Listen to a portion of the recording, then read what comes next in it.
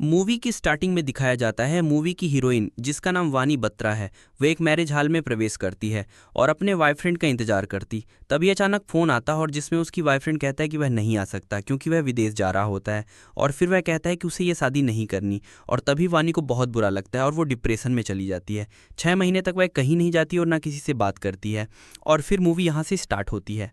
फिर अगली सुबह वानी के पास आती है और उसे समझाती है कि अब उदास होने से कुछ नहीं होने वाला, तुम्हें सब कुछ भूलकर एक नई ज़िंदगी शुरू करनी चाहिए। और फिर वानी बात मानकर एक जर्नलिज्म की कंपनी में इंटरव्यू देने जाती है।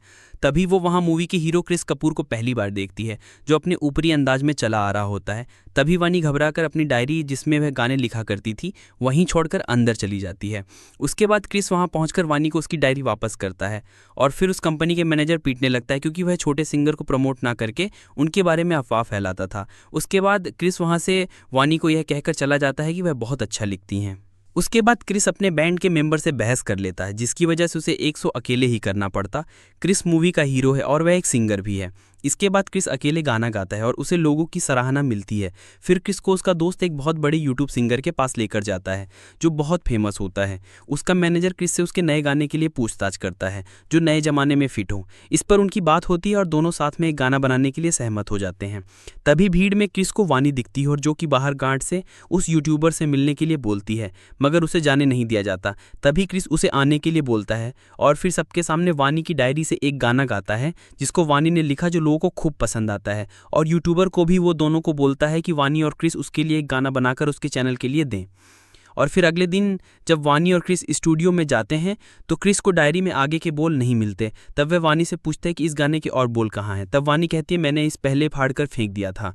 और फिर पूछता है क्या तुम्हें कुछ याद है। वह कहती है मुझे कुछ याद नहीं। दोनों में फिर बहस होती है और तभी वानी थोड़ा नर्वस हो जाती है। उसके बाद दोनों मिलकर एक गाना बनाते हैं जो कि बहुत ही अच्छा होता है, मगर पैसों की कमी के कारण दोनों उस गाने को बेच देते और यूट्यूबर उसे खरीदकर अपने चैनल पर डाल देता है। इसके दोनों नए नए गाने बनाते हैं और फिर क्रिस को वानी से प्यार हो जाता है।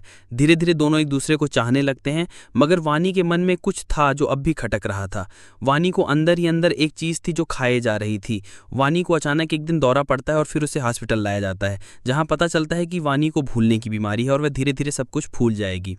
तभी एक दिन क्रिस और वानी आपस में मिलते हैं और क्रिस कहता है जानती हो वानी, मैं एक बहुत बड़ा सिंगर बनना चाहता हूँ और यह तुम्हारे बिना संभव नहीं होगा। क्योंकि जो गाना वानी ने लिखा था, क्रिस और उसके दोस्तों ने मिलकर उस गाने को बनाया और फिर यूट्यूब पर अपलोड किया, जिसमें रातों रात करोड़ों व्यूज़ आ गए और क्रिस रातों रात फेमस हो गया। मगर अब बहुत देर हो चुकी, वानी की याददाश्त धीरे धीरे जा रही थी। वानी एक दिन अचानक कहीं चली जाती है और फिर कई दिन तक घर नहीं आती। क्रिस उसे ढूंढता है। क्रिस के पास सब कुछ था मगर उसका प्यार उसके पास नहीं था। फिर वह एक शो करता है जहां स्क्रीन पर उसे वानी दिखती है और जो उस गाने को सुन रही होती है। क्रिस दौड़कर वहां जाता है और पता लगता है वानी उसे मिल जाती है, मगर वानी पहचान नहीं पाती। अंत में क्रिस वानी के साथ रहता है और उसकी याददाश्त वापस लाने में मदद करता है। बार बार उसे एक ही तरह के किरदार निभाकर दिखाता है जिससे वानी की याददाश्त वापस आ जाती है और फिर वानी जोर जोर से क्रिस से अपने प्यार का इजाद करती है और फिर दोनों शादी कर लेते हैं। तो ये रही सयारा मूवी की डिटेल स्टोरी। आपको कैसी लगी दोस्तों? आपके लिए मैं रात पर मूवी देखकर इस वीडियो को तैयार किया है। मेरी मेहनत के लिए एक लाइक सब्सक्राइब तो बनता है। चलिए दोस्तों, मिलते हैं अगले विचारों में। जब तक के लिए अलविदा, धन्यवाद।